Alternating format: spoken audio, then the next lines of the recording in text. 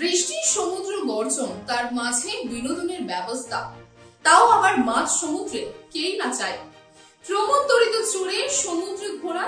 তাহলে তো পর্যটকদের বলতে পারেন দিনটা হয়ে গেল। তবে এই ব্যবস্থার জন্য এখন আর আপনাদের সুদূরে কোথাও যেতে হবে না।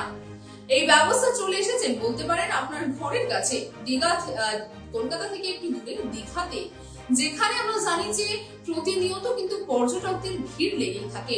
এবার সেই ব্যবস্থা চলে আসছে দীঘাতে। দীঘা মানে আমরা জানি যে সেখানে সমুদ্রে স্নান, মাছ কাঁকড়া খাওয়া, তার পাশাপাশি রয়েছে বিভিন্ন জায়গায় ভ্রমণ। তবে এবার দীঘায় কিন্তু ঘোরা বা বলতে পারেন অনেকটাই বেশি উন্নত করা হয়েছে। দীঘাতে এখন যেমন আপনারা গেলেই দেখতে পাবেন পার্ক রয়েছে, মিউজিয়াম, তার পাশে তৈরি হচ্ছে একাধিক ক্যাফে। তবে তার সর্বোপরি ওপরে কিন্তু রয়েছে এই প্রমোদতরী, যে প্রমোদতরী কিন্তু সাধারণ যারা পর্যটক আসছে এবার কিন্তু সেই গোয়ার স্বাদ তারা দীঘাতেই মেটাতে পারবে। তবে এই মুহূর্তে কিন্তু শেষ মুহূর্তের প্রস্তুতি চলছে সেই প্রমোদতরীতে। আপনারা জানিয়ে রাখি যে প্রমোদতরী অর্থাৎ এমভি নিবেদিতা, যে কিনা এই জুলাই মাসে চালু হতে চলেছে দীঘাতে, এমনটাই কিন্তু সূত্রের খবর জানা যাচ্ছে। এমভি নিবেদিতা, যার অপেক্ষায় কিন্তু পর্যটকরা বেশ কিছু সময় ধরে ছিল। 2023-এ কিন্তু এই এমভি নিবেদিতা চালু হওয়ার কথা ছিল, কিন্তু কিছু কারণে সেই সময় কিন্তু পিছিয়ে যায়। এবার সেই বাধা মুক্ত হয়েছে এবং বলতে পারেন যে আধিকারিকরা মনে করছেন যে জুলাইয়ের শুরুতে বা জুলাই মাসে কিন্তু এই প্রমোদতরী সমুদ্রে কিন্তু পাড়ি দিতে চলেছে। আপনাদের জানিয়ে রাখি যে দীঘাতে মূলত দীঘার শঙ্করপুর পর্যটকদের উদ্যোগে চালু হচ্ছে এই প্রমোদতরী।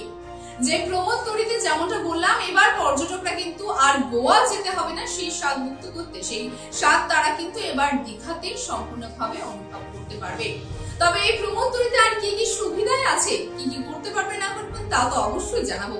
প্রমোদতরীতে যেটা বলা হচ্ছে ইতিমধ্যে প্রশাসনিক দপ্তরের তরফ থেকে যেটা জানানো যাচ্ছে, আধিকারিকরা বলছে যে এই প্রমোদতরীতে মূলত আপনাদের কিন্তু খাওয়া দাওয়ার ব্যবস্থা থেকে শুরু করে নাচ গান বিনোদন সমস্ত ব্যবস্থা থাকবে। থাকছে নিচে, থাকছে রেস্তোরাঁ, অর্থাৎ সব রকম ব্যবস্থা কিন্তু পেয়ে যাবেন এই প্রমোদতরীতে। যে প্রমোদতরী কিন্তু মূলত সূর্যোদয় থেকে শুরু করে সূর্যাস্ত পর্যন্ত সমগ্র সময়টাই কিন্তু মূলত এই সমুদ্র বক্ষে কিন্তু ঘুরবে। তার পাশাপাশি মোহনা, তার পাশাপাশি অন্যান্য যে সমস্ত জায়গা সমুদ্রের মাঝের জন্য আপনারা যেতে পারছেন বা অনেকটা দূরে যাতায়াত করে আপনাদের যেতে হয়, সেই জায়গায় কিন্তু এই প্রমোদতরী সমুদ্রের ওপরে দিয়ে অর্থাৎ সমুদ্রের বক্ষে আপনাদের ঘোরাবে নানান জায়গায়। এবং মূলত সূর্যোদয় থেকে সূর্যাস্ত সমস্ত সময়টাই আপনারা থাকতে চলেছেন এই প্রমোদতরীতে। তবে প্রত্যেক ব্যক্তি অনুযায়ী কত টাকা ব্যয় হচ্ছে, খরচ কতটা হবে সে বিষয়ে কিন্তু এখনো পর্যন্ত কর্তৃপক্ষের তরফ থেকে কিছু জানানো হয়নি। এখনো পর্যন্ত শুধু এটাই জানানো যাচ্ছে যে এই মুহূর্তে কিন্তু শেষ মুহূর্তের প্রস্তুতি চলছে। তবে অপেক্ষার কিন্তু অবসান বলতে পারি যে পর্যটকদের জন্য কিন্তু কমই, অর্থাৎ অনেকটাই সময় কম আছে। আর যে প্রমোদতরী ইতিমধ্যেই সমুদ্রে পাড়ি দেওয়ার জন্য তৈরি হচ্ছে। তাহলে এবার বর্ষায় আর অন্য কোথাও না, চলে আসুন দীঘাতে এবং এই প্রমোদতরী যেই বলতে পারি যে যেই অনুভব আমরা গোয়াতে যে নিতাম সেই অনুভব এবার আমরা পাবো দীঘাতে, দীঘার সমুদ্র সৈকতে।